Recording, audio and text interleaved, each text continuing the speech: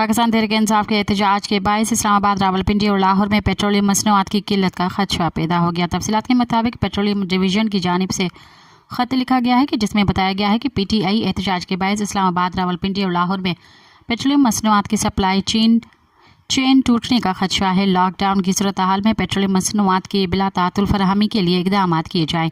Petroleum मसनूआत ने chief secretary Punjab, chief commissioner Islamabad और रावलपिंडी को खत लिख दिया।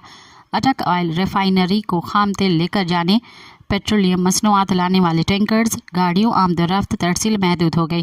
ज़रा के मुताबिक पेट्रोलियम डिवीजन ने कहा है कि पेट्रोलियम मसनूआत की सप्लाई में रुकावटें आ रही हैं। इसी सिलसिले में ओगराबी ज़िला इंतज़ामिया के साथ राब्ते में है।